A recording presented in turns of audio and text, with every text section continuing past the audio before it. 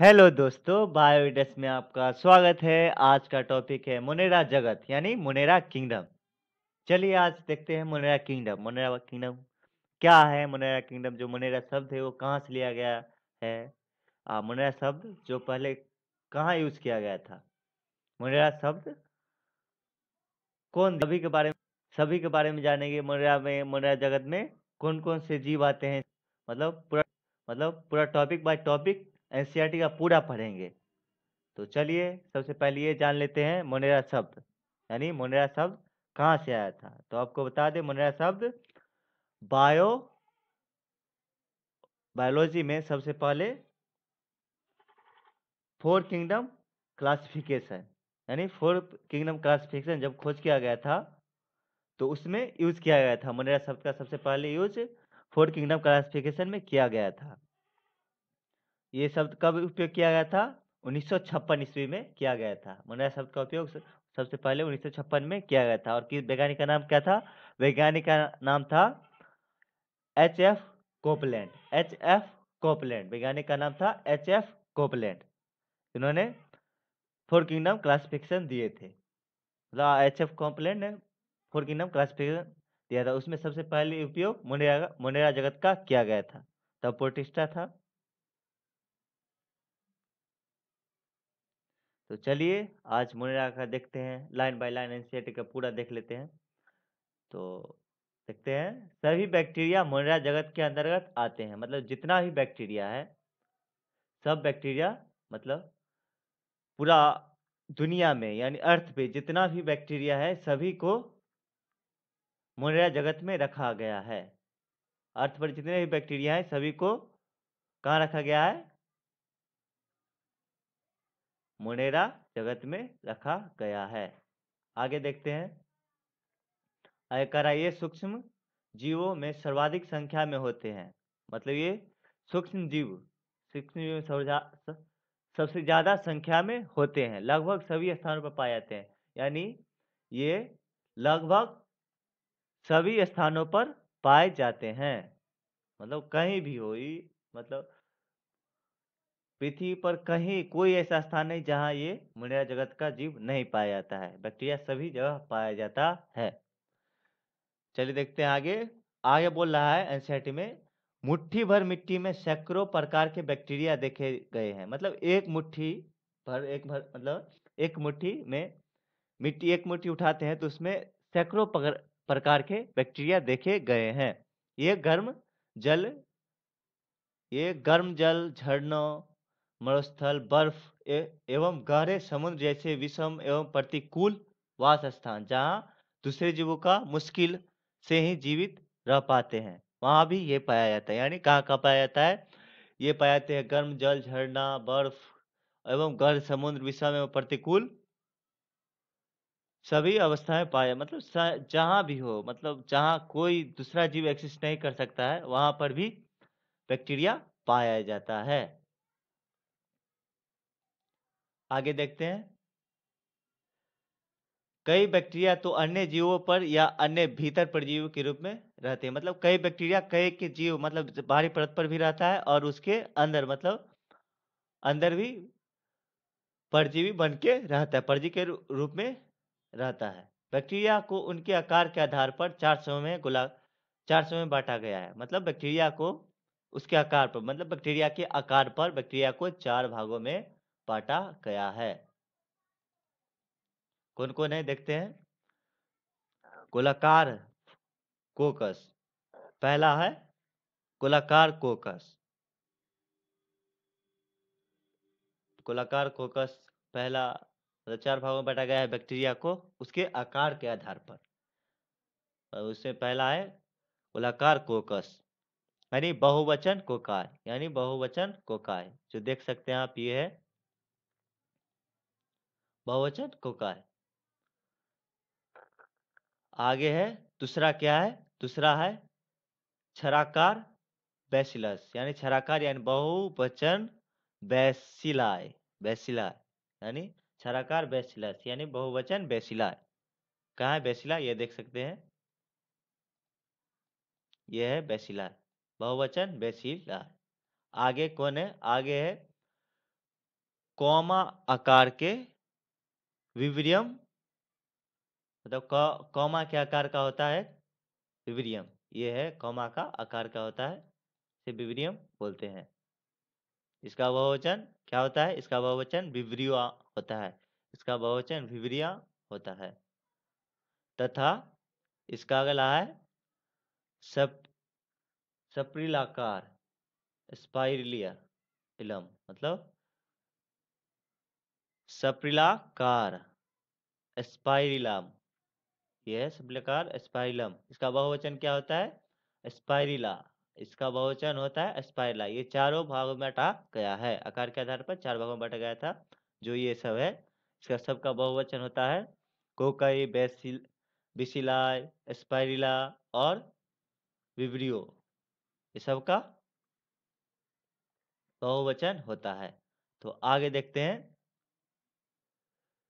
यद्यपि संरचना में बैक्टीरिया अत्यंत सरल प्रतीत होता है, मतलब इस संरचना में बैक्टीरिया अत्यंत प्रतीत होता है, मतलब अनेक प्रतीत होता है, परंतु इनका व्यवहार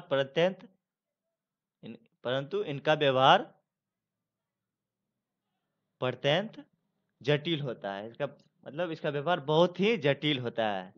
चयापचय मतलब उपापचय की दृष्टि से अन्य जीवधारियों की तुलना में बैक्टीरिया में बहुत अधिक विविधताएं पाई जाती है। मतलब अन्य जीवधारियों की तुलना में बैक्टीरिया में बहुत सारी विविधताएं पाई जाती है। उदाहरण के स्वरूप में अपना अपना भोजन कार्बनिक पदार्थ से संश्लेषित कर सकते हैं। उदाहरण के स्वरूप में क्या कर सकते हैं? अपना भोजन कार्बनिक पदार्थ से संश्लेषित कर सकते हैं। यह प्रकाश संश्लेषी स्वयंपोषी अथवा रसायन संश्लेषी स्वयंपोषी होता है। मतलब ये प्रकाश संश्लेषी, रसायन संश्लेषी स्वयंपोषी होता है, अर्थात वे अपना भोजन स्वयं संश्लेषित नहीं करते हैं, मतलब अपना भोजन स्वयं नहीं संश्लेषित कर पाते हैं। अपितु भोजन के लिए अन्य जीवधारियों पर अथवा मृत कार्बनिक पदार्थों पर निर्भर रहते हैं। मतलब ये भोजन के लिए अन्य जीवधारी या फिर अन्य मृत कार्बनिक पदार्थों पर निर्भर रहते हैं। आगे देखते हैं, आगे क्या है? मुनेरा का अगला देखते हैं। अगला मुनेरा को 2 भागों में बांटा गया है। मुनेरा कितने भागों में बांटा गया है? मुनेरा को 2 भागों में बांटा गया है। पहला है अर्ध बैक्टीरिया, यानी अर्ध बैक्टीरिया बोले तो आर्के बैक्टीरिया।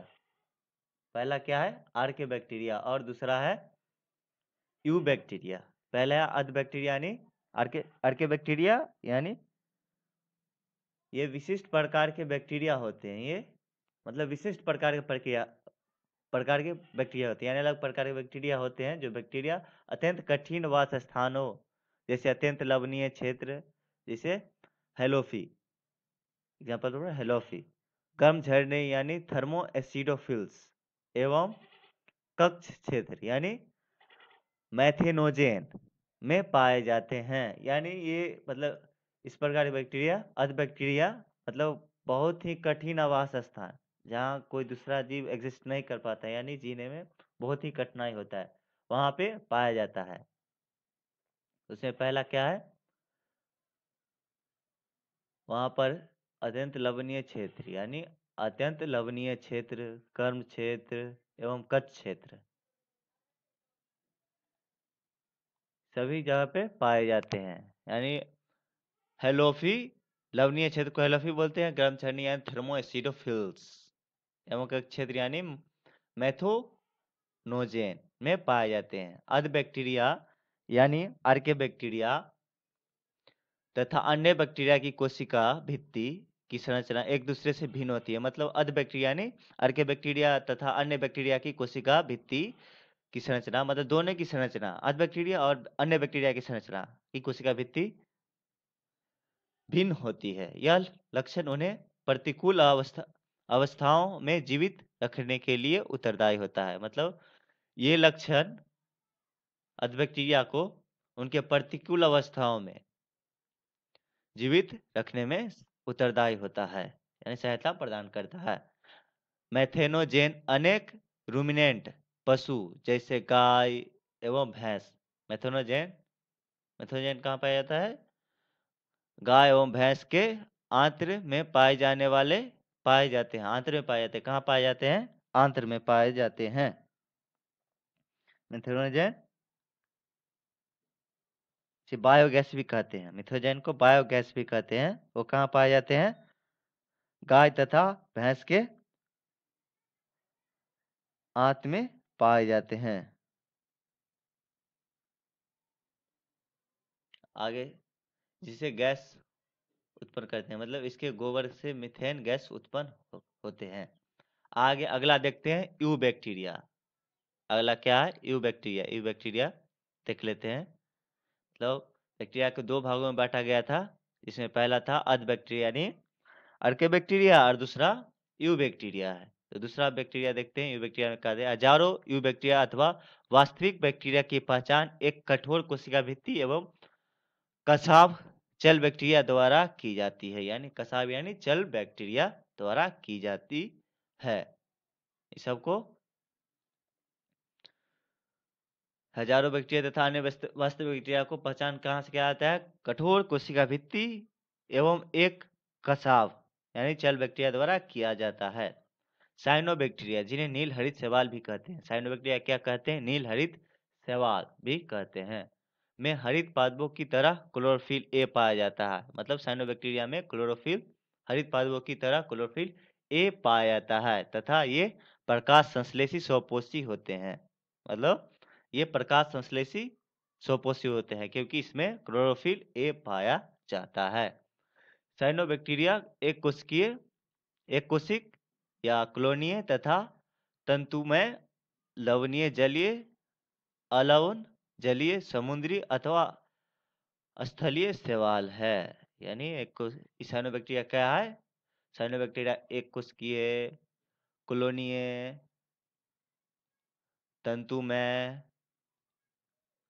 एवं अलवणीय जलीय, समुद्री अथवा स्थलीय शैवाल। मतलब ये स्थलीय शैवाल है। मतलब कहाँ कहाँ पाए जाते हैं? कोशिकीय, कॉलोनी अथवा तंतु में होते हैं तथा लवणीय जल समुद्र में अथवा स्थल पर भी पाए जाते हैं ये शैवाल। उनकी कॉलोनी प्रायः जेलीनुमा आवरण से ढकी रहती है। उनका कॉलोनी मतलब किसे ढकी रहती है? जेलीनुमा आवरण से ढकी रहती है। हमेशा जेलीनुमा आवरण से ढकी रहती है, जो प्रदूषित जल में बहुत फलते फूलते हैं। मतलब जो प्रदूषित जल में बहुत ज्यादा ही फलते फूलते मतलब बढ़ते हैं, ग्रोथ करते हैं। बैक्टीरिया जैसे नॉन स्टॉक एवं anabaena. Non stock non stock non stock एवं एनाबीना पर्यावरण के नाइट्रोजन को टेट्रास टेट्रोसिस्ट नामक विशिष्ट कोशिकाओं द्वारा स्थिर कर सकते हैं। मतलब बैक्टीरिया जैसे नॉन स्टॉक एवं एनाबीना पर्यावरण के नाइट्रोजन को टेट्रोसिस्ट नामक विशिष्ट कोशिकाओं द्वारा स्थिर कर सकते हैं। रसायन संश्लेषी बैक्टीरिया यानी रसायन संश्लेषी बैक्टीरिया नाइट्रेट, नाइट्राइट एवं अमोनिया जैसे विभिन्न कार्बनिक पदार्थों को ऑक्सीकृत कर उसे मुक्त ऊर्जा का उपयोग एटीपी उत्पाद करने के लिए करते हैं। मतलब अच्छा समझते हैं। रसायन संश्लेषी बैक्टीरिया मतलब रसायन संश्लेषी बैक्टीरिया जैसे नाइट्रेट, नाइट्राइट एवं अमोनिया जैसे विभिन्न कार्बनिक पदार्थ को ऑक्सीकृत करके उनसे मुक्त ऊर्जा मतलब उसे प्राप्त ऊर्जा का उपयोग एटीपी उत्पाद करने के लिए करते हैं। ये नाइट्रोजन, फास्फोरस, आयरन एवं सल्फर जैसे पोषक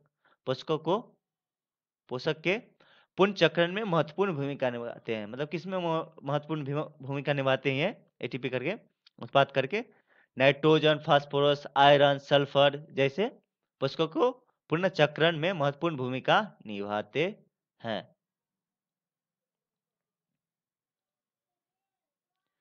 आगे देखते हैं परपोषी बैक्टीरिया। मतलब परपोषी बैक्टीरिया प्रकृति में बहुलता से पाए जाते हैं, बहुत ही पाए जाते हैं प्रकृति में, और इनमें अधिकतर महत्वपूर्ण अपघटक होते हैं। मतलब इनमें अधिकतर महत्वपूर्ण अपघटक होते हैं जो जरूरी होता है, उपयोगी होता है। इन परपोषी बैक्टीरिया में से अनेक का मनुष्य के जीवन संबंधी गतिविधियों पर महत्वपूर्ण प्रभाव पड़ता है। ऐसी बैक्टीरिया ऐसा है जो मनुष्य के जीवन संबंधी गतिविधियों पर महत्वपूर्ण प्रभाव डालता है। ये दूध से दही बनाने में यानी ये दूध से दही बनाने में उपयोग किया जाता है। परपोषी बैक्टीरिया को ही दूध से दही बनाने में उपयोग किया जाता है। प्रतिजैविक के उत्पादन में इसका ही उपयोग किया जाता है। लेग्यूम पादप की जड़ों में नाइट्रोजन स्थिरीकरण में सहायता करता है। मतलब ये लेग्यूम पादप की जड़ों में नाइट्रोजन स्थिरीकरण में भी सहायता करता है। कुछ बैक्टीरिया रोगजनक होते हैं, मतलब पैथोजेनिक होते हैं। कुछ बैक्टीरिया पैथोजेनिक होते हैं जो मनुष्य के फसलों, फॉर्म, पालतू पशुओं की हानि पहुंचाते हैं। मतलब पैथोजेनिक बैक्टीरिया भी होते हैं इसमें, मतलब परपोषी बैक्टीरिया पैथोजेनिक भी होता है जो मनुष्य, फसलों, फार्म एवं पालतू पशुओं को हानि पहुंचाता है। मतलब विभिन्न बैक्टीरिया के कारण हैजा, टाइफाइड, टेटनस, साइट्रस, कैंकर जैसी बीमारियां होती है। मतलब कौन-कौन सी बीमारियां होती है? पैथोजेनिक मतलब बैक्टीरिया है जो परपोषी होता है, उस कौन-कौन सा बीमारी पैदा करता है? पहला है हैजा, टाइफाइड, टेटनस, साइट्रस, कैंकर जैसी मतलब अनेक बीमारियां फैलाता है। आगे देखते हैं बैक्टीरिया प्रमुख रूप कोशिका विभाजन द्वारा प्रजनन करता है। बैक्टीरिया का प्रमुख रूप क्या है? कोशिका विभाजन द्वारा प्रजनन करना। कभी-कभी विपरीत परिस्थितियां में भी बीजाणु बनाते हैं। मतलब कभी-कभी विपरीत परिस्थितियां मतलब जो परिस्थिति उनके अनुसार अनुकूल नहीं होता है, वो उस परिस्थितियां में भी यह बीजाणु बनाते हैं। ये लैंगिक प्रजनन भी करते हैं। मतलब ये अलैंगिक और लैंगिक दोनों प्रजनन करते हैं, जिनमें एक बैक्टीरिया से दूसरे बैक्टीरिया में डीएनए का पुरातन स्थानांतरण होता है। मतलब ये लैंगिक प्रजनन करते हैं जिनके कारण एक बैक्टीरिया से दूसरे बैक्टीरिया में डीएनए का स्थानांतरण होता है। आगे देखते हैं माइकोप्लाज्मा ऐसे जीवधारी हैं जिनमें कोशिका भित्ति बिल्कुल नहीं पाई जाती है। मतलब माइकोप्लाज्मा एक ऐसी जीव है जो जिनमें कोशिका भित्ति बिल्कुल ही नहीं पाई जाती, ये अबाध है। मतलब बैक्टीरिया का अबाध माइकोप्लाज्मा है जिनमें कोशिका भित्ति नहीं पाई जाती है। ये सबसे छोटी जीवित कोशिकाएं हैं। मतलब ये सबसे छोटी जीवित कोशिकाएं हैं। मतलब ये सबसे बैक्टीरिया में सबसे छोटी जीवित कोशिकाएं हैं जो ऑक्सीजन के बिना भी जीवित रह सकते हैं। मतलब माइकोप्लाज्मा ऑक्सीजन के भी बिना जीवित रह सकता है। मतलब कौन ऐसा जीव है जो विदाउट ऑक्सीजन जीवित रह सकता है? तो उसका नाम है माइकोप्लाज्मा। अनेक माइकोप्लाज्मा प्राणियों के पादपों के लिए रोगजनक होती है। मतलब अनेक माइकोप्लाज्मा प्राणियों और पादपों के लिए रोगजनक होता है, पैथोजेनिक होता है। ये माइकोप्लाज्मा प्राणियों और पादपों के लिए पैथोजेनिक होता है। इसका देखते हैं। देखिए, एक विविक्त होता है बैक्टीरिया। कैसे होता है? मतलब प्रजनन होता है, मतलब कैसे जुड़ता है? कोशिका झिल्ली, डीएनए स्थानांतरण कैसे होता है इसको देखिए। मतलब पहले कोशिका है, इसमें कोशिका भित्ति है, इसका बाहरी भाग को बैक्टीरिया के बाहरी भाग को कोशिका भित्ति कहते हैं, और तथा इसके मिडिल वाला जो लेयर है उसे कोशिका झिल्ली कहते हैं। ये जो बीच में पाया जाता है ये आकार, उसको डीएनए बोलते हैं। तो आज के लिए इतना ही दोस्तों। अच्छा लगे तो प्लीज चैनल को सब्सक्राइब कीजिएगा, और अगले क्लास में हम लोग प्रोटिस्टा जगत क्या है यानी प्रोटिस्टा किंगडम क्या है इसके बारे में देखेंगे। लाइन बाय लाइन देखेंगे एनसीईआरटी का। धन्यवाद।